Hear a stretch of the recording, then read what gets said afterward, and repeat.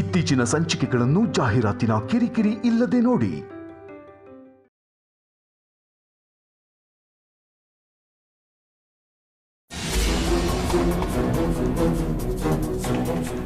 ಹೋಗೆ, ನಿನಗ್ ಪ್ರೂವ್ ಮಾಡೋ ಅವಶ್ಯಕತೆ ನನಗಿಲ್ಲ.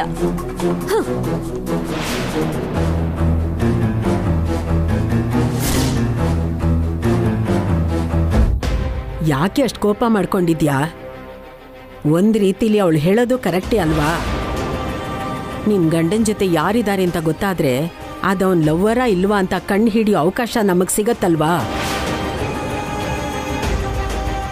ಇದುವರೆಗೂ ನೀನೆಷ್ಟು ಕಷ್ಟಪಟ್ಟೆ, ಒಂದು ವಿಷಯನೂ ಗೊತ್ತಾಗ್ಲಿಲ್ಲ. ಇವಾಗ ಅವಳಾಗವಳೆ ಫೋನ್ ಮಾಡಿ ಹೇಳ್ತಾ ಇರುವಾಗ ಹೋಗಿ ತಿಳ್ಕೊಳ್ಳೋದ್ರಲ್ಲಿ ತಪ್ಪೇನಿದೆ ಹೇಳು? ಅಷ್ಟೇ ಅಂತೀಯ ಅಜ್ಜಮ್ಮ? ಅಷ್ಟೇ ಕಣೆ, ನೀನು ಲೇಟ್ ಮಾಡಬೇಡ. ಲೇಟ್ ಮಾಡಿದ್ರೆ ಅವನು ಹಾಸ್ಪಿಟ್ಲಿಗೆ ಹೋಗ್ಬಿಡ್ತಾನೆ. ಕಾರ್ ಅವ್ರು ತಗೊಂಡು ಹೋಗಿದಾರಲ್ಲ ಅಜ್ಜಮ್ಮ, ಇವಾಗ ನಾನು ಹೇಗೆ ಹೋಗ್ಲಿ? ಅಬ್ಬಾ, ರಾತ್ರಿ ನಾನು ಸ್ಕೂಟಿ ತಗೊಂಡ್ಬಂದಿದ್ದೆ ಕಣೆ, ಒಳಗ್ ಬೀಗ ಇದೆ, ಹೋಗಿ ತಗೊಂಡು ಹೋಗು. ಹಾ, ರಾತ್ರಿ ಕ್ಯಾಬ್ ಬುಕ್ ಮಾಡ್ಕೊಂಡು ಬರ್ತೀನಿ ಅಂದೆ. ನೀನೊಬ್ಳು ರಾತ್ರಿ ಗಾಬರಿ ಆಗಿದ್ ನೋಡಿ ಟೈಮ್ ವೇಸ್ಟ್ ಯಾಕೆ ಮಾಡೋದು? ಹೇಗಿದ್ರು ಖಾಲಿ ಇದೆಯಲ್ಲ ಅಂತ ತಗೊಂಡ್ ಬಂದೆ. ನೀನ್ ಸ್ಕೂಟಿ ಓಡಿಸ್ತೀಯ ಅಜ್ಜಮ್ಮ ಈ ವಯಸ್ಸಲ್ಲೂ? ಸ್ಕೂಟಿ ಓಡಿಸಕ್ಕೆ ವಯಸ್ಸು ಯಾಕೆ? ಎಷ್ಟೊಂದ್ ಜನ ಅಂತ ಟ್ರಾಫಿಕ್ ಅಲ್ಲೂ ವಯಸ್ಸಾಗಿರೋರೆಲ್ಲ ಸ್ಕೂಟಿಲೇ ತಿರ್ಗಾಡ್ತಾರೆ. ನಾನ್ ಓಡಿಸಿದ್ರೆ ಏನ್ ತಪ್ಪು? ಇವಾಗ ನಾನು ಸ್ಕೂಟಿ ಓಡಿಸೋದು ಇಂಪಾರ್ಟೆಂಟಾ ಇಲ್ಲ ನಿನ್ ಗಂಡನ್ ಪಕ್ಕದ ಸೀಟಲ್ಲಿರೋ ಹುಡುಗಿ ಯಾರು ಅಂತ ತಿಳ್ಕೊಳ್ಳೋದು ಇಂಪಾರ್ಟೆಂಟಾ? ಬೇಗ ಹೋಗು. ಸರಿ ಅಜ್ಜಮ್ಮ.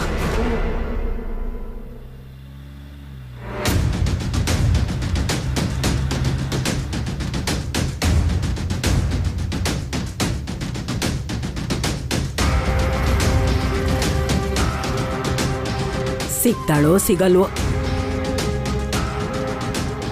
ಅಬ್ಬಾ, ಇವಳು ಟೈಮ್ ಸರಿಯಾಗಿ ಹೋಗಿ ಹಿಡಿದ್ರೆ ಸಾಕು.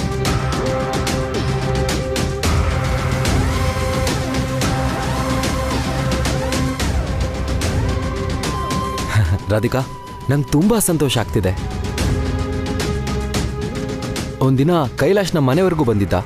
ರಾಧಿಕಾ ನನ್ನ ಹತ್ರ ಸರಿಯಾಗಿಲ್ಲ ಅಂತ ತುಂಬಾ ಬೇಜಾರು ಮಾಡ್ಕೊಂಡಿದ್ದ. ಆ ಟೈಮಲ್ಲಿ ನಮಗೆ ಹಿಂದೆ ನಡೆದಿದ್ದ ವಿಷಯನ ಅವನ ಹತ್ರ ಹೇಳೋಕ್ಕಾಗಿರ್ಲಿಲ್ಲ. ಆದರೆ ಕೈಲಾಶ್ ನೋವನ್ನು ಮಾತ್ರ ನಾನು ಚೆನ್ನಾಗಿ ಅರ್ಥ ಮಾಡ್ಕೊಂಡಿದ್ದೆ.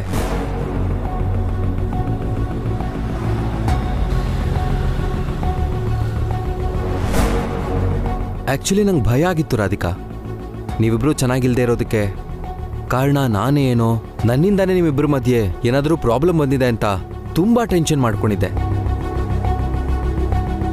ಆದರೆ ಆ ಪ್ರಾಬ್ಲಮ್ಗೆ ಸೊಲ್ಯೂಷನ್ ಹೇಗೆ ಹುಡುಕ್ಬೇಕಂತ ನಂಗೆ ಗೊತ್ತಿರಲಿಲ್ಲ. ಬಟ್ ಇವತ್ತು ನಾನು ನಿಮ್ಮ ಮನೆಗೆ ಬಂದಾಗ ದೊಡ್ಡಮ್ಮ ತುಂಬ ಸಂತೋಷವಾಗಿ ನೀವಿಬ್ಬರು ಹನಿಮೂನ್ಗೆ ಹೋಗ್ತಿದ್ದೀರಾ ಅಂತ ಹೇಳಿದಾಗ ನನಗೆ ತುಂಬ ಸಮಾಧಾನ ಆಯಿತು.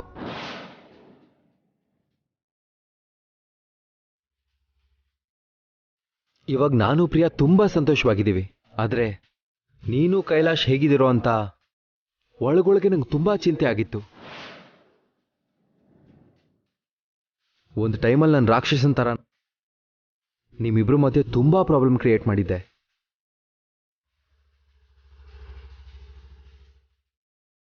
ಆ ಪ್ರಾಬ್ಲಮ್ ನಿಮ್ಮಿಂದ ದೂರ ಆಗಿಲ್ವೇನೋ ಅನ್ನೋ ಭಯ ಇವತ್ತು ನನ್ನಿಂದ ದೂರ ಆಯಿತು.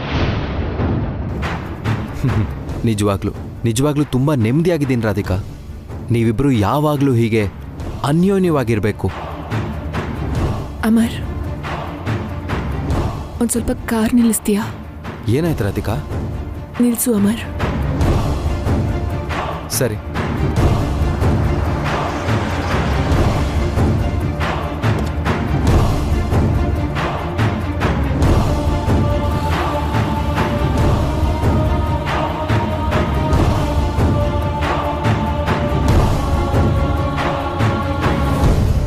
ಏನಾಯ್ತು ರಾಧಿಕಾ? ಯಾಕೆ ಕಾರ್ ನಿಲ್ಸಕ್ಕೆ ಹೇಳ್ದೆ? ಏನಿಲ್ಲ, ಸ್ವಲ್ಪ ಪ್ರಶಾಂತಕ್ಕೋಸ್ಕರ. ರಾಧಿಕಾ, ನಿಮ್ಮ ಮಧ್ಯ ಇನ್ನೂ ಏನಾದರೂ ಡಿಸ್ಟರ್ಬೆನ್ಸ್ ಇದೆಯಾ?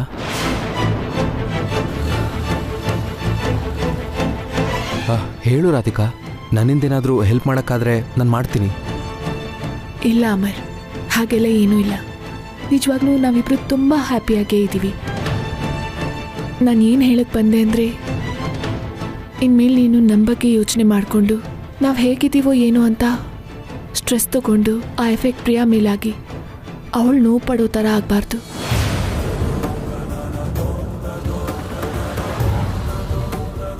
ನಾವು ಹೇಗಿದ್ರು ನೀನು ಪ್ರಿಯ ಸಂತೋಷವಾಗಿರೋದೆ ನಂಗಿರೋ ಆಸೆ. ಯಾಕಂದ್ರೆ ನನ್ನ ಲೈಫಲ್ಲಿ ನೀನು ಪ್ರಾಬ್ಲಮ್ ಅಂತ ನೀನು ಅನ್ಕೊಂಡಿರೋ ಹಾಗೆ ನಿನ್ನ ಲೈಫ್ಗೆ ನಾನು ಪ್ರಾಬ್ಲಮೇ ಅಮರ್.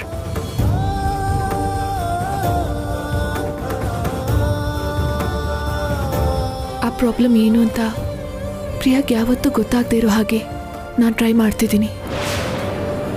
ಅದಕ್ಕೆ ಡಾಕ್ಟರ್ಸ್ ಆಗಿ ನಾವಿಬ್ಬರು ಒಟ್ಟಿಗೆ ಕೆಲಸ ಮಾಡೋವರೆಗೂ ಓಕೆ, ಆದರೆ ನಾವು ಕ್ಲೋಸ್ ಆಗಿ ಫ್ರೆಂಡ್ಸ್ ಥರ ಜೊತೆ ಇಲ್ಲದೆ ಇರೋದೇ ಬೆಟರ್. ರಾಧಿಕಾ, ಯಾಕೆ ಹೀಗೆ ಮಾತಾಡ್ತಿದ್ಯಾ? ಏನಾಯ್ತು ರಾಧಿಕಾ? ನಾವಿಬ್ರು ಕ್ಲೋಸ್ ಆಗಿರೋದ್ರಿಂದ ನಿಮ್ಮಿಬ್ರ ಮಧ್ಯೆ ಏನಾದರೂ ಪ್ರಾಬ್ಲಮ್ ಆಯ್ತಾ? ಪ್ರಾಬ್ಲಮ್ ಆಗಿದೆ ಅಥವಾ ಆಗತ್ತೆ ಅಂತ ಅಲ್ಲ ಅಮರ್, ಆಗಬಾರ್ದು ಅಂತ ಹೇಳ್ತಿದ್ದೀನಿ.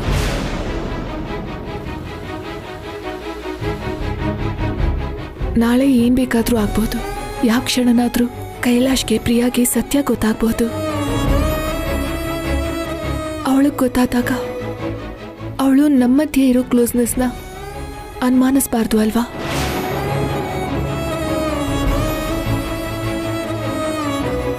ನಾವಿಬ್ರು ಸೇರಿ ಒಟ್ಟಿಗೆ ಕೆಲಸ ಮಾಡ್ತಿದ್ದೀವಿ ಬಿಟ್ರೆ ಅದಕ್ಕೂ ಮೀರಿದ ಏನೂ ನಮ್ಮ ಮಧ್ಯೆ ಇಲ್ಲ ಅಂತ ಅರ್ಥ ಮಾಡ್ಕೋಬೇಕೇ ವಿನಃ ನಮ್ಮನ್ನ ತಪ್ಪಾಗಿ ಕಾಣೋ ಅವಕಾಶ ಅವ್ರಿಗೆ ಕೊಡಬಾರ್ದು.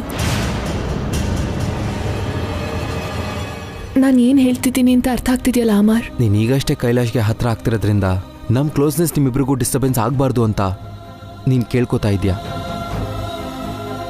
ಇನ್ಮೇಲೆ ಅದನ್ನು ಮನಸ್ಸಲ್ಲಿ ಇಟ್ಕೊಂಡಿರ್ತೀನಿ. ನಾನು ಯಾಕೆ ಹೇಳ್ತಿದ್ದೀನಿ ಅಂದರೆ, ನೀನಿವತ್ತು ನಮ್ಮ ಮನೆಗೆ ಬಂದು ನನ್ನ ಕೈ ಹಿಡ್ಕೊಂಡು ನನ್ನ ಆಚೆ ಕರ್ಕೊಂಡು ಹೋಗೋಕೆ ನೋಡಿದೆ.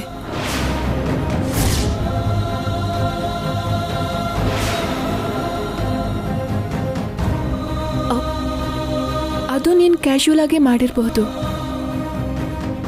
ಆದರೆ ನೋಡೋರಿಗೆ ಅದು ಬೇರೆ ಥರನೇ ಇರುತ್ತೆ ಅಮರ್. ಸಾರಿ ರಾಧಿಕಾ, ನಾನು ಆ ಉದ್ದೇಶದಿಂದ ನಿನ್ನ ಕೈ ಹಿಡ್ಕೊಂಡಿಲ್ಲ.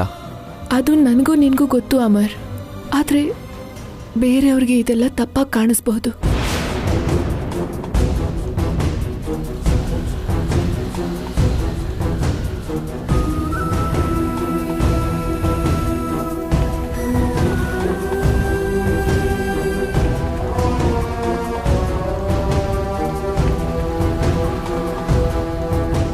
ಅದೆಲ್ಲ ನಾಳೆ ನಮ್ಮ ಸಂಸಾರದಲ್ಲಿ ತೊಂದರೆ ಉಂಟಾಗಬಹುದು ಅಂತ ಹೇಳ್ತಿದ್ದೀನಿ ಬಿಟ್ರೆ ನೀನು ತಪ್ಪು ಅಂತನೋ ನಿನ್ನ ಬೇಜಾರು ಮಾಡೋಕ್ಕೂ ಅಲ್ಲ.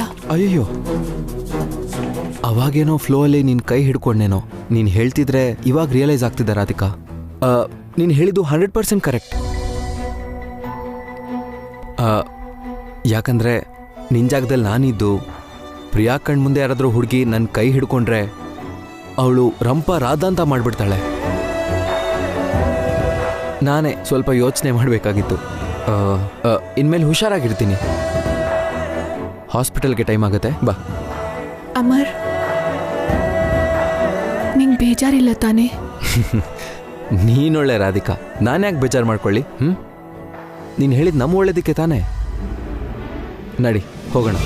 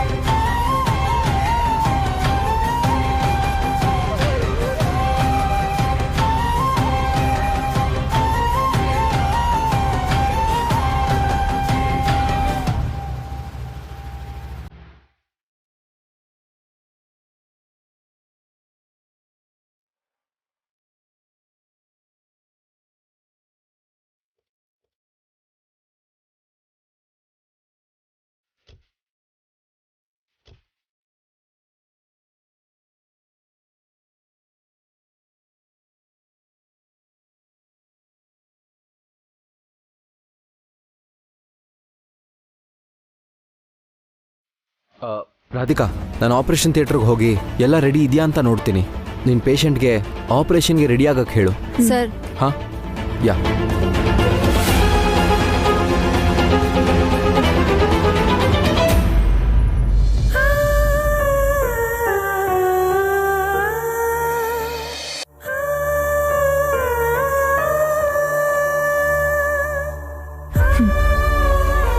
ನಾನೇನ್ ಪಾಪ ಮಾಡಿದ್ದೀನಿ? ಎಲ್ಲ ಸಮಸ್ಯೆ ದೂರ ಆಗಿ ನಾನು ನನ್ನ ಗಂಡ ಒಂದಾಗ್ತಿರೋ ಸಂದರ್ಭದಲ್ಲಿ ಯಾಕೆ ದೇವ್ರೆ ಹೀಗೆ ಮಾಡಿದೆ?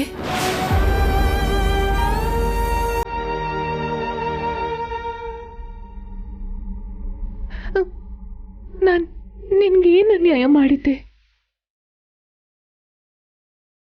ಯಾಕೆ ನನ್ನ ಕಣ್ಣೀರನ್ನೇ ಕೊಡ್ತಾ ಇದೆಯಾ?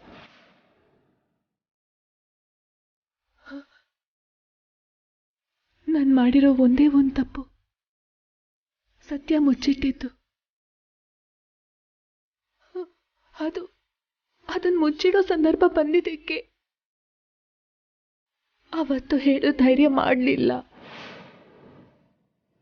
ಇವತ್ತು ಹೇಳ್ಬೇಕನ್ಕೊಂಡ್ರು ಹೇಳೋ ಪರಿಸ್ಥಿತಿಲಿ ನಾನಿಲ್ಲ.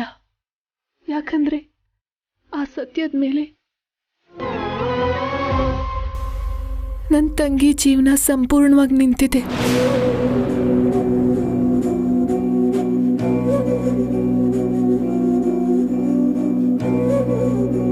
ನಾನು ಪ್ರೀತಿಸಿರೋದು ಯಾರು ಅಂತ ನನ್ನ ಗಂಡ ಪದೇ ಪದೇ ಕೇಳ್ತಿದ್ದಾರೆ. ನಾನು ಹೇಳ್ದೆ ಇರೋದಕ್ಕೆ ನಾನು ನಿಜವಾಗ್ಲೂ ತಪ್ಪು ಮಾಡಿದ್ದೀನಿ ಅಂತ ಅವ್ರು ಅನ್ಕೋತಿದ್ದಾರೆ. ಅವ್ರು ನನ್ನ ಅಪರಾಧಿ ಥರ ನೋಡಿದ್ರೆ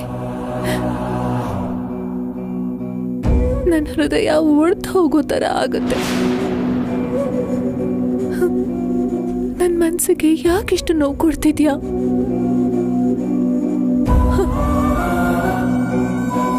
ಒಂದ್ ಕಡೆ ಅತ್ತೆ ನಾವಿಬ್ರು ಸಂತೋಷವಾಗಿ ಸಂಸಾರ ಮಾಡ್ತಿದ್ದೀವಿ ಅಂತ ಅನ್ಕೊಂಡು ಇವತ್ತು ನಾಳೆನೂ ಮೊಮ್ಮಗನೋ ಮೊಮ್ಮಗಳನ್ನೂ ಕೊಡ್ತೀವಿ ಅನ್ನೋ ಆಸೆ ಇಟ್ಕೊಂಡಿದ್ದಾರೆ. ನಂಗೆ ಅದನ್ನ ನೆರವೇರ್ಸಕ್ ಆಗ್ತಿಲ್ಲ. ಈ ಕಡೆ ನನ್ನ ಗಂಡಂಗೆ ನಿಜ ಹೇಳಿ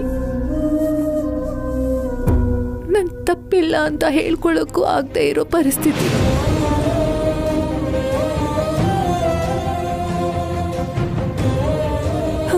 ಹೋಗ್ಲಿ, ನನ್ನ ಸಂಸಾರಕ್ಕೋಸ್ಕರನಾದ್ರೂ ಸತ್ಯ ಹೇಳ್ಬಿಡೋಣ ಅಂದ್ರೆ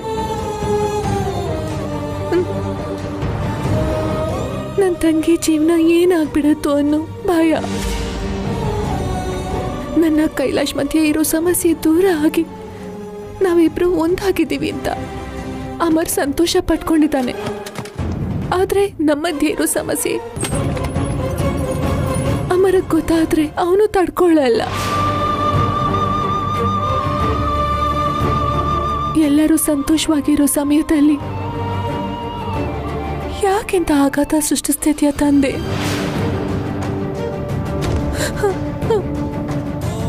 ಆ ಸತ್ಯ ಒಂದ್ ವೇಳೆ ಆಚೆ ಬಂದ್ರೆ ನಮ್ 4 ಜನರ ಜೀವನಾನು ಚಿತ್ರ ಆಗತ್ತೆ ಅಂತ ನಿನಗ್ ಗೊತ್ತೇ ಅಲ್ವಾ? ಬೇಕು ಅಂತ ನೀನ್ ಹೀಗ್ ಕಲ್ಲಿನಾಗ್ ನಿಂತು ನನ್ ಕಷ್ಟನೆಲ್ಲ ಕಣ್ಣಾರೆ ನೋಡ್ತಿದ್ಯಾ ಅಲ್ವಾ ಸ್ವಾಮಿ?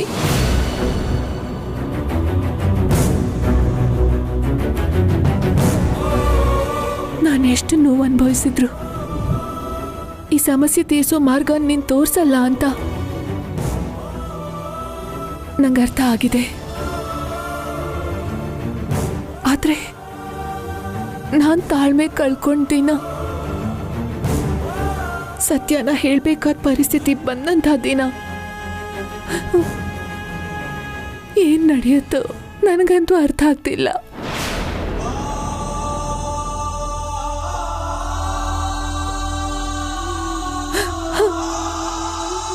ಅದಕ್ಕಿಂತ ನನ್ನ ಪ್ರಾಣ ಹೋಗೋದೇ ವಾಸಿ ಅಂತ ಅನಿಸ್ತಿದೆ.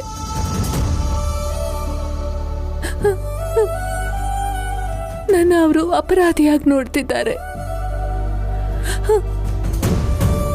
ಅದರಲ್ಲಿ ಅವ್ರ ತಪ್ಪೇನೂ ಇಲ್ಲ, ತಪ್ಪೆಲ್ಲ ನಂದೆ. ಹೀಗೆ ಪ್ರತಿ ಕ್ಷಣ ಸತ್ತು ಬದುಕೋದಕ್ಕಿಂತ ಒಂದೇ ಸಲ ಸತ್ತೋಗೋದೇ ಸರಿ ಅಂತ ಅನಿಸ್ತಿದೆ. ತಪ್ಪೆಲ್ಲ ನಂದೆ. ಯಾಕಂದ್ರೆ ಅವರು ಒಳ್ಳೆತನಕ್ಕೆ ಮಾನವೀಯತೆಗೆ ಪ್ರತಿರೂಪ. ಅಂತ ಒಬ್ಬ ಮನುಷ್ಯನ ಹೇಗೆ ಯೋಚನೆ ಮಾಡೋ ಸ್ಥಿತಿಗೆ ನೀನೇ ತಂದಿದ್ಯಾ?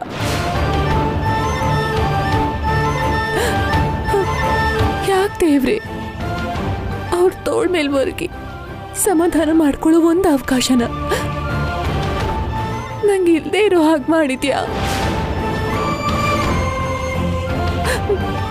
ಹೇಗೆ ನನ್ನ ಗಂಡನಿಂದ ದೂರ ಮಾಡೋ ಬದಲು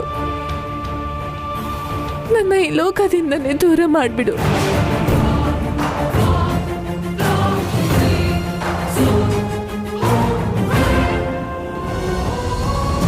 ಮೇಡಮ್, ಅಮರ್ ಸರ್ ನಿಮ್ಮನ್ನು ಕರೀತಿದ್ದಾರೆ. ಸರಿ, ಬರ್ತೀನಿ, ಹೋಗು. ಸರಿ ಮೇಡಮ್.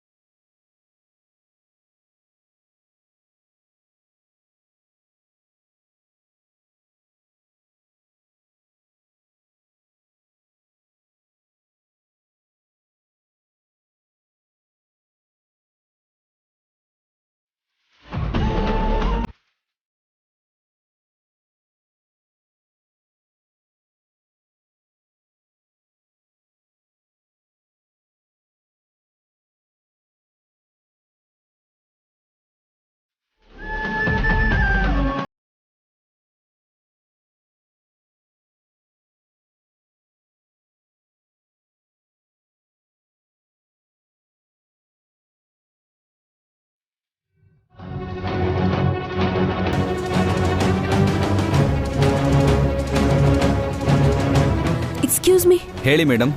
ಅಮರ್ ಅವ್ರು ಬಂದ್ರಾ? ಈಗಷ್ಟೇ ಬಂದರು ಮೇಡಮ್. ಎಲ್ಲಿದ್ದಾರೆ? ಈಗ ತಾನೇ ಆಪರೇಷನ್ ಥಿಯೇಟ್ರಿಗೆ ಹೋದ್ರು ಮೇಡಮ್. ಇವತ್ತೊಂದು ಇಂಪಾರ್ಟೆಂಟ್ ಸರ್ಜರಿ ಇದೆಯಲ್ಲ, ನಿಮಗೂ ಗೊತ್ತಿರಬೇಕಲ್ಲ ಮೇಡಮ್.